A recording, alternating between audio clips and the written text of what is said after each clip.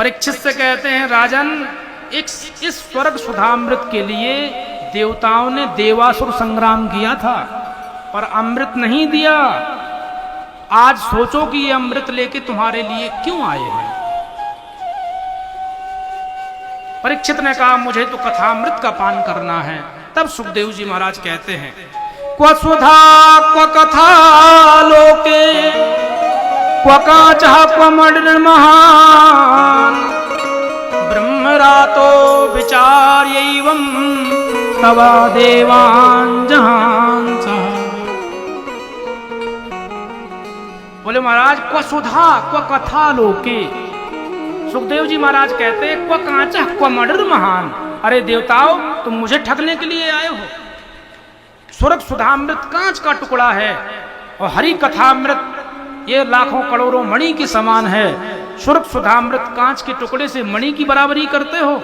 बराबरी तो उसकी की जाती है जो बराबर होता है। देवताओं, तुम मुझे ठगने के लिए आए हो, दूर यहां से चले जाओ, तुम्हें कथामृत पान करने को नहीं मिलेगा।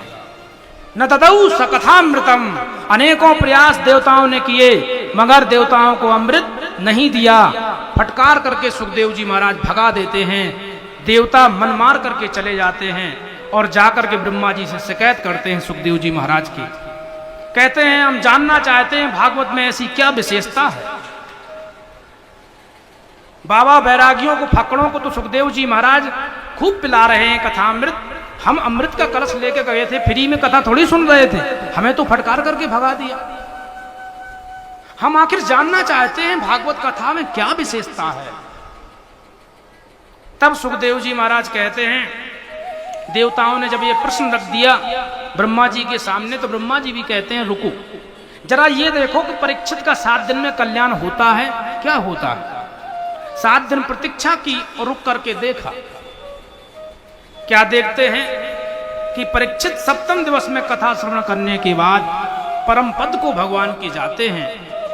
सुखदेव जी महाराज को भी आश्चर्य हो गया। राज्ञो मोक्षं तथा वीक्षे पुराधातापि विस्मितः और सत्यलोके तुलां बद्ध्वा तौलयत साधनान्यजा। ब्रह्मा जी ने एक स्वर्ग में एक तराजू मंगाया। एक तराजू में भागवत जी को विराजमान कर दिया और दूसरे पल्ले में समस्त धर्म शास्त्रों को एक के ऊपर एक रखते जाते हैं। जैसे ही तराजू को उठाते हैं, तराजू का महात्म्य क्या है, जिसका पल्ला, जो पल्ला नीचे है वो श्रेष्ठ है, चीज भारी है, उसका महत्व ज्यादा है। जो पल्ला जिसका ऊपर हो गया है वो चीज, इसका अर्थ है वो हल्की है, उसका महत्व कम है।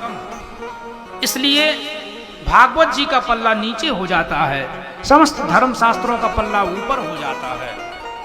इस आश्चर्य को जब ब्रह्मा जी ने देखा तो परम आश्चर्य में पड़ जाते हैं। धाता अपि विस्मिताः, विधाता भी आश्चर्य में पड़ जाते हैं भागवत जी की महिमा को देख करके।